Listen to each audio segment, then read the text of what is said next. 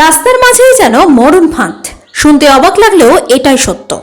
ঠিক রাস্তার মাঝেই গাছ থেকে ঝুলছে বিরাট আকারের মোটা ডাল, ফলে যে কোনো সময় ঘটতে পারে বড়সড় দুর্ঘটনা।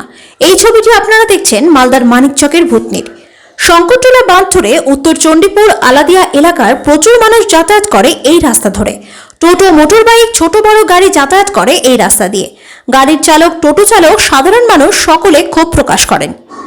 একে তো রাস্তার বেহাল অবস্থা, ফের একদম রাস্তার মাঝে প্রায় নিচে মরণ ফাঁদ হয়ে রয়েছে গাছের ডাল। কারো চোখে পড়ে না? এমন প্রশ্ন থেকেই যায়। জানা গিয়েছে বিগত আনুমানিক মাসখানেক আগে ঝড়ের ফলে ভেঙে পড়ে গাছের ডাল, তারপর থেকে এমন অবস্থা। তবে কবে রাস্তার মাঝ থেকে সরানো হবে গাছের সেই ঝুলন্ত ডালটি, সেটাই এখন দেখার বিষয়।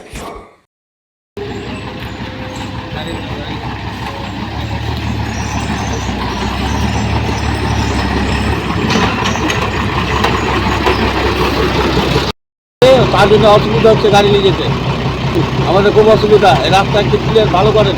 আর ডালটা পুরো ঝুলছে উপর থেকে, গাড়ির মধ্যে লেগে যাচ্ছে, লোকের অসুবিধা আছে, লোকের উপর পড়লেও ভয় আছে, দুর্ঘটনা হতে পারে।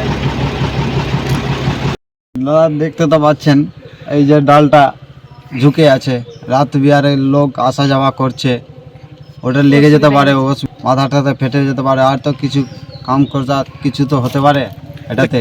এই 1.5 মাস হয়ে গেছে, এটা এরকমই আছে, এটাকে না কিছু করছে না কিছু করছে, এখানে মেম্বার না আর কেউ, কমসে কম তো দেখা উচিত।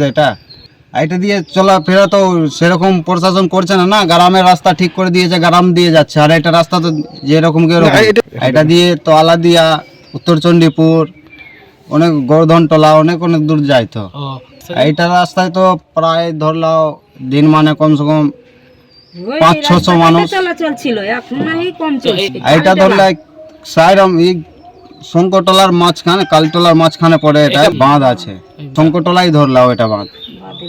এই চাইছি কি আমাদের রাস্তাটা যেন ঠিক হয়ে যায়, এগুলা পরিস্থিতি যে এরকম আছে এগুলা সবাই ঠিক হয়ে যায়, বাস এটাই চাই লোক।